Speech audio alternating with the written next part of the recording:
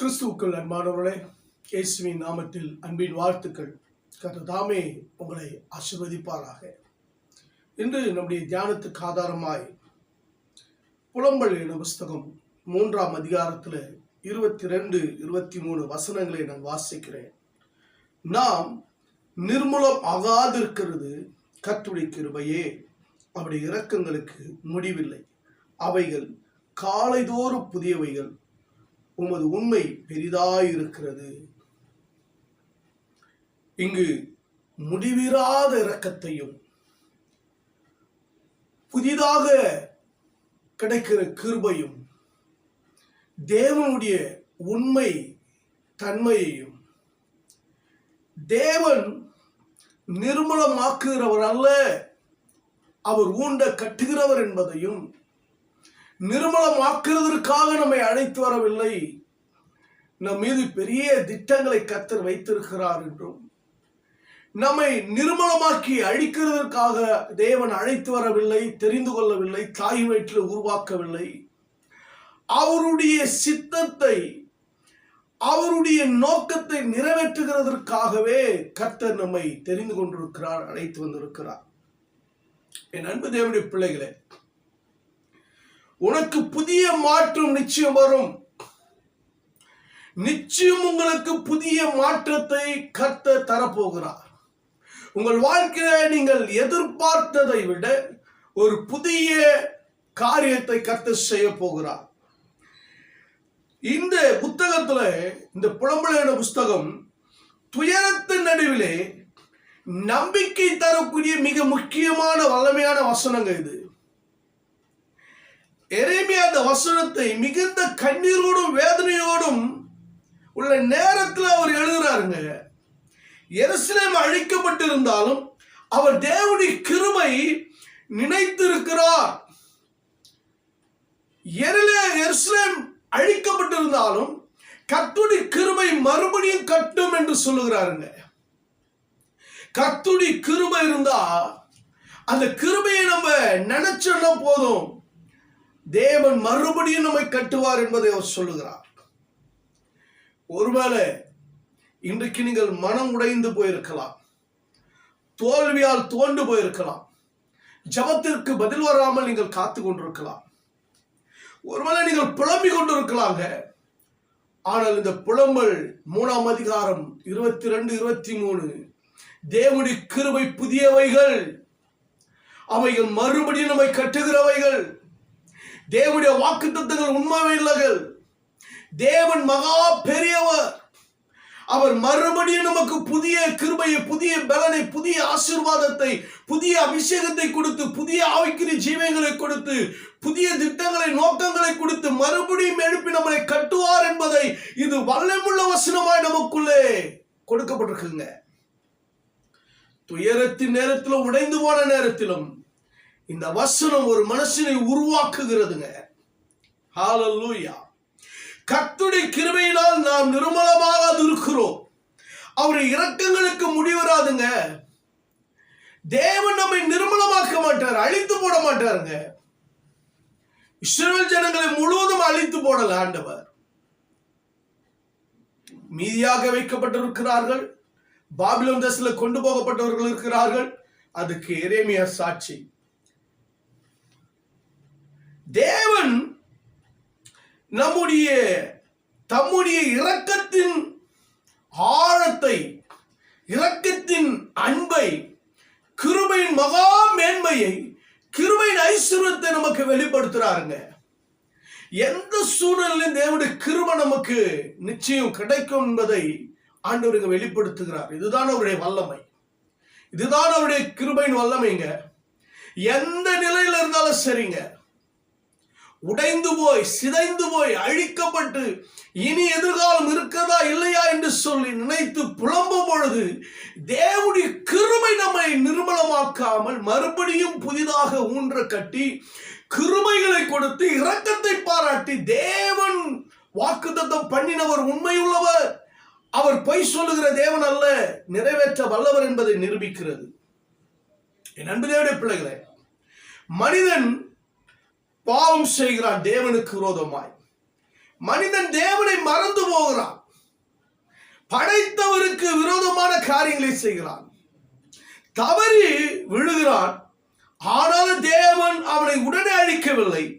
இரக்கத்தால் தாங்குகிறார், கிருபையால் காக்கிறார், கிருபை கொண்டு அவனை சரிப்படுத்துகிறார், அவனுடைய வாழ்க்கையை சீர்படுத்துகிறார், கிருபை கொடுக்கிறாருங்க. உன்னை மாற்றிக்கொள் மறுபடியும் கிருபை கர்த்தர் கொடுக்கிறாரு. என்னன்னு சொல்றேங்க, இன்னும் நம்ம உயிரோடு இருக்கிறோம்னா அது தேவனுடைய கிருபைதான். ஹல்லேலூயா. இன்னும் நம்ம உயிரோடு வாழ்றோம்னா அது தேவனுடைய இரக்கங்க. நம்ம இன்னும் உயிரோடு குடும்பத்தோடு பிள்ளைகளோடு நம்முடைய வேலையில நம்ம இருக்கிற இடத்துல நாம் ஊழியம் செய்து கொண்டிருக்கிறோம், பிசினஸ் செய்கிறோம், வேலை செய்கிறோம், பிள்ளைகள் படிக்கிறார்கள். இன்றைக்கு நீங்கள் வாழ்கிறீர்கள் என்றால் தேவனுடைய தயவுனால வாழ்ந்துகிட்டு இருக்கிறோம், தேவனுடைய இரக்கத்தினால வாழ்ந்துகிட்டு இருக்கிறோம். தேவனுடைய பெரிதான இரக்கங்க, அவருடைய பெரிதான மனசுங்க, அவருடைய அன்புனால நம்ம வாழ்றோம். ஹல்லேலூயா.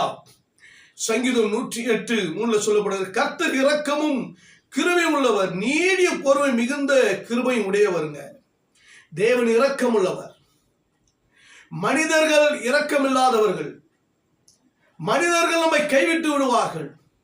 ஆனால் தேவன் இரக்கமுள்ள தேவனுங்க, அவர் உங்களை கைவிடவே மாட்டார், உங்களை என்றைக்கு விட்டு விலக மாட்டாருங்க. 1000 தலைமுறை மட்டும் இரக்கம் காண்பிக்கிற தேவன், அவர் இரக்கமும் மன உருக்கமும் நீடிய சாந்தம் உடையவருங்க. ஆமாங்க, அப்படி இறக்கப்பட்டதுனாலதான் அவர் இன்று வரைக்கும் நம்ம ரட்சித்துக் கொண்டிருக்கிறார், இன்று வரைக்கும் நம்மை மன்னித்துக் கொண்டிருக்கிறாரு, இன்று வரைக்கும் நம்மை வாழ வைத்துக் கொண்டிருக்கிறாரு, இன்று வரைக்கும் நம்மை சரி செய்கிறதற்கு அவர் கிரியை செய்து கொண்டிருக்கிறாரு நம்முடைய வாழ்க்கையை. ஹல்லேலூயா. அடுத்து பாருங்க, சங்கீதம் 136:1 அவருடைய கிருபை என்றென்றைக்கும் உள்ளது. நீ இன்றைக்கு வாழ்கிறாய் என்றால் அது தேவனுடைய கிருபையை கொண்டு, அது நமக்கு சாட்சியா இருக்குது. கிருபை கொண்டு ரட்சிக்கப்பட்டீர்களே, இது உங்களால் உண்டானதில்லை, இது தேவனுடைய ஈவு. கிருபையும் சத்தியமாய் வந்த நம்முடைய தேவன்ங்க, வார்த்தையான தேவன், வலிய சத்திய ஜீவனமான தேவன். அவருடைய கிருபையின் மகா பரிபூர்ணத்தை நமக்கு கொடுத்திருக்கிறாருங்க.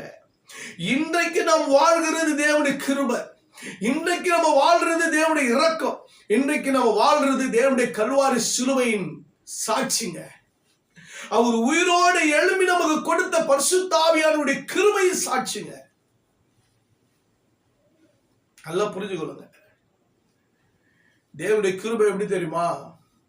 அவைகள் எல்லாம் ஒவ்வொரு காலைக்கும் புதிதா இருக்கிறது. அவருடைய உண்மை மகா பெரிதா இருக்குதுங்க. ஒவ்வொரு நாளும் புது கிருபை தான், ஒவ்வொரு நாளுக்குரிய கிருபைங்க.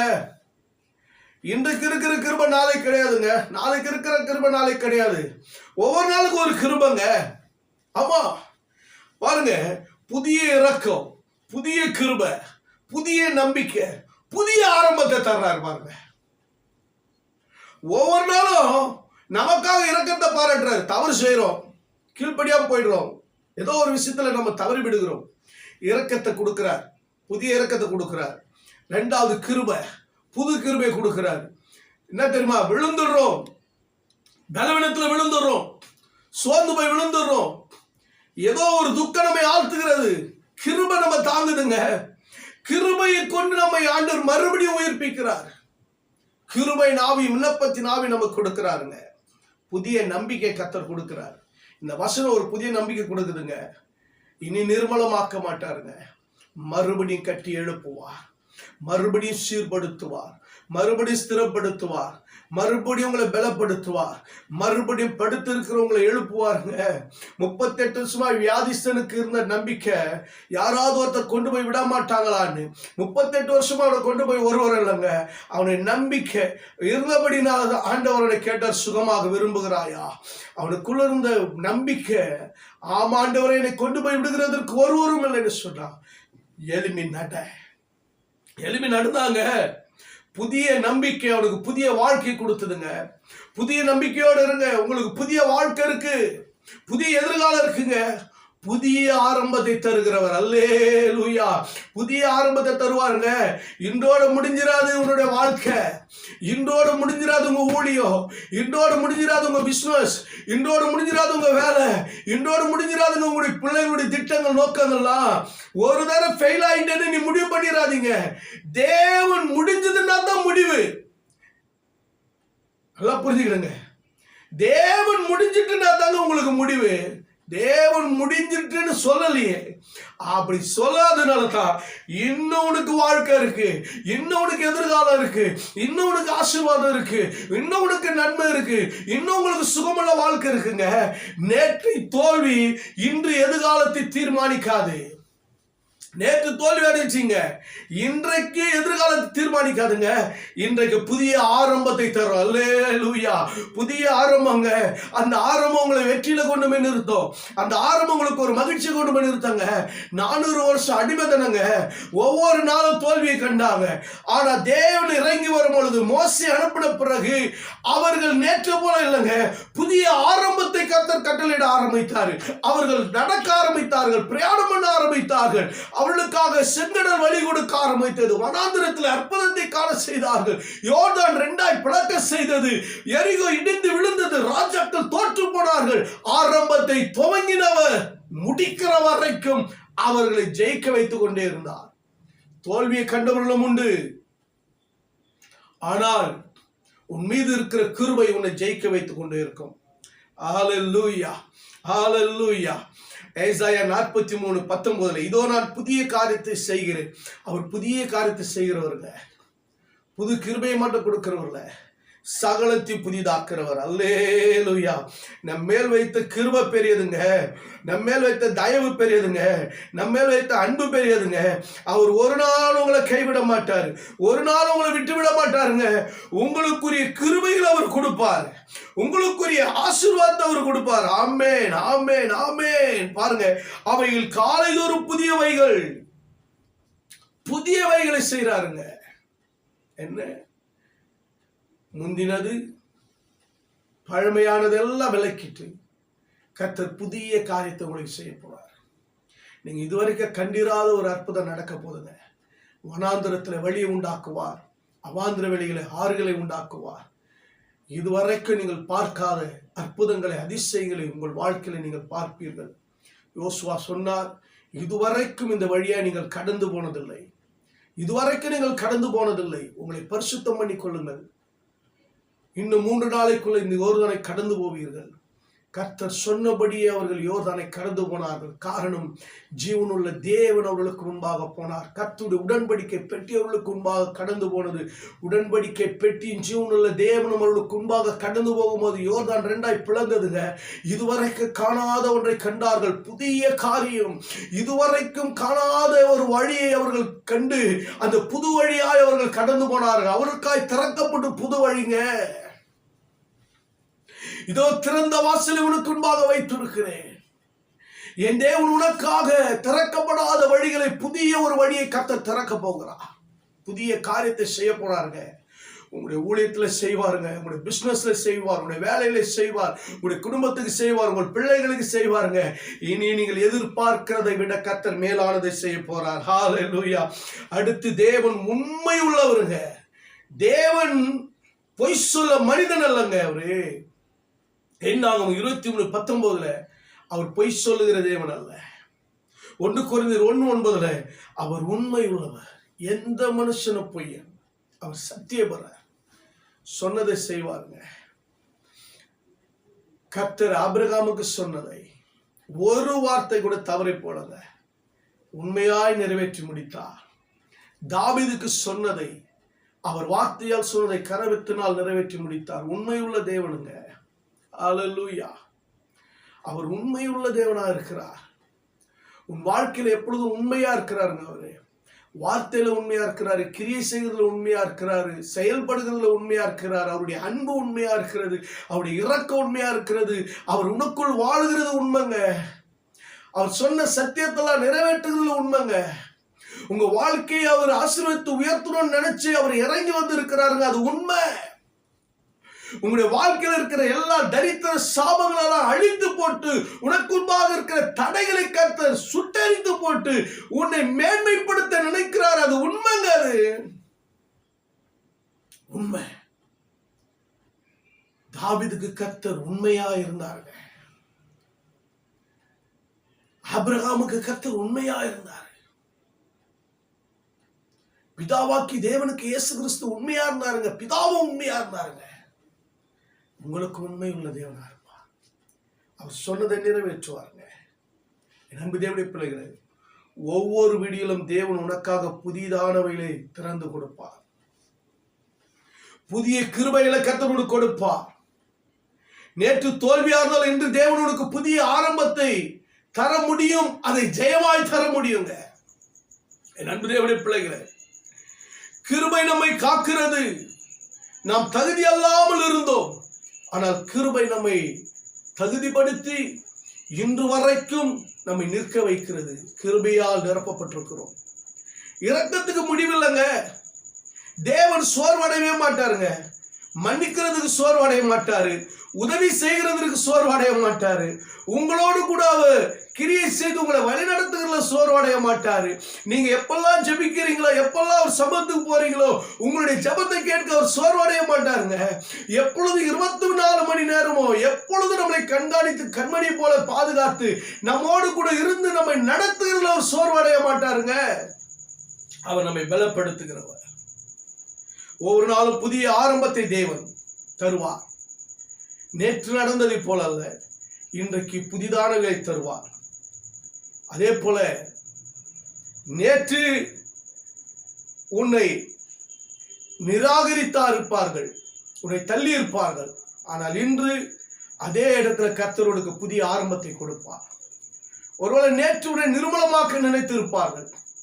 ஆனால் இன்றைக்கு நிர்மலமாக்க அல்ல, கர்த்தர் உன்னை கட்டி எழுப்ப கர்த்தர் உண்மையுள்ளவராக இருக்கிறார். தேவன் உண்மையுள்ளவருங்க. மனிதன் மறமாறலாம், தேவன் மாற மாட்டார். என் அன்பு தேவனுடைய பிள்ளைகளே, கண்ணீரின் நடுவில் இருக்கிறீங்களா? உங்கள் கண்ணீரை துடைக்க தேவன் வல்லவராக இருக்கிறார். முடிந்து போன உன் வாழ்க்கையை மறுபடியும் அவர் துவங்க அவர் வல்லவராக இருக்கிறார். முடிந்து போன உனக்கு முடிவில்லாத இரக்கத்தை பாராட்டி அவர் மறுபடியும் உன்னை கட்ட வல்லவராக இருக்கிறார். ஒவ்வொரு நாளும் புதிய கிருபைகளை காலையில் அவர் துவங்குகிறார். படுக்கும் பொழுது கிருபை, எழும்பும் பொழுது கிருபை, நடக்கும் பொழுது கிருபைங்க. அவர் கிருபை மகா பெரியது. கிருபை இல்லாமல் நம்மால் வாழவே முடியாது. ஒவ்வொரு நாளும் நம்மை காக்கிற கர்த்தர் கிருபையை கொண்டு நம்மை காக்கிறாருங்க. எல்லா தீங்குக்கும், எல்லா சத்துடி கிரைகளுக்கும், எல்லா விபத்துக்கும், ஆபத்துக்கும், எல்லா பாவத்திற்கும், பிசாசின் கிரியைகளுக்கும், தீமைகளுக்கும் கர்த்தர் நம்மை பாதுகாக்கிறவருங்க. தேவன் பாதுகாக்க வல்லவராக இருக்கிறார். என் அன்பு தேவனுடைய பிள்ளைகளே, ஒருவேளை நீங்கள் உடைந்து போயிருக்கலாம், மனம் தோண்டு போயிருக்கலாம், தோல்வியால் நீங்கள் வாடி போயிருக்கலாம், சோர்ந்து போயிருக்கலாம். ஆனால் இன்றைக்கு உன் ஜெபத்திற்கு பதில் வரப்போகிறது. இத்தனை நாட்கள் என் ஜெபத்துக்கு பதில் வரவில்லை என்று சொல்லி சோர்ந்து போயிருக்கலாம். ஆனால் கர்த்தர் இறக்க முடியவர். இன்றைக்கு நிச்சயம் உன் வாழ்க்கையில ஒரு முடிவை கட்ட போகிறார். ஒவ்வொரு காலையிலும் இனிமேல் புதிய ஆரம்பம், புதிய கிருபை, புதிய இரக்கம், புதிய ஜெயம், புதியதானவைகளை கர்த்தர் செய்து உங்களை உயர்த்த போகிறார். ஹல்லேலூயா. நீங்கள் இனி நிர்மலமாக்க அல்ல, கர்த்தர் உங்களை ஊன்ற கட்டுவார். கர்த்தர் புதிதாய் கட்டுவார். புதிய மாற்றத்தை கொடுப்பார். நீங்கள் எதிர்பார்த்த மாற்றங்கள் உங்கள் வாழ்க்கையில வரும். உங்கள் கண்ணீர் துடைக்கப்படும். கர்த்தர் தாமே உங்களை ஆசீர்வதிப்பாராக. கண்களை மூடி ஜெபிக்கலாமா? பரலோக பிதாவே, அன்பின் தகப்பனே, என் சத்தத்தை கேட்கிற ஒவ்வொருடைய வாழ்க்கையிலும் ஆண்டவரே, நிர்மலமாக்காமல் இருக்கிறது கர்த்தருடைய கிருபை. உங்களுடைய இரக்கங்களுக்கு முடிவில்லை. அவைகள் காலைதோறும் புதியவைகளாய் இருக்கிறது. தேவனே, நீர் மகா உண்மை உள்ளவர், மகா பெரியவர் ஆண்டவரே. தேவனே, உம்முடைய வார்த்தை எங்களுடைய வாழ்க்கையில நிறைவேறட்டும். ஆண்டவரே, கண்ணீரோடு இருக்கிறவர்கள், சோர்ந்து போயிருக்கிறவர்கள், தோல்வியோடு இருக்கிறவர்கள், மனம் உடைந்து போனவர்கள், ஆண்டவரை வியாதியில் இருக்கிறவர்கள், ஒவ்வொருவருக்கும் உம்முடைய கிருபை கட்டளையிடுவீராக, உம்முடைய இரக்கத்தை கட்டளையிடுவீராக, உம்முடைய புதியவைகளை அனுப்புவீராக, புதிய காரியங்களை நீர் செய்வீராக. புதிய ஆரம்பம் உண்டாகட்டும், புதிய கிருபை உண்டாகட்டும், புதிய அதிசயம் நடக்கட்டும், புதிய வழிகள் திறக்கப்படட்டும், புதிய காரியங்களை நீர் செய்வீராக. இந்த கேட்கிற ஒவ்வொருடைய வாழ்க்கையிலும் தெய்வீக ஆசீர்வாதம் உண்டாகட்டும், தெய்வீக கிருபை உண்டாகட்டும். இயேசுவின் நாமத்தில் சுபத்தை கேட்ட எங்கள் ஜீவனுள்ள நல்ல பிதாவே, ஆமென், ஆமென். God bless you. கர்த்தர் உங்கள் வாழ்க்கையில புதிய மாற்றத்தை கர்த்தர் கொடுப்பார். God bless you.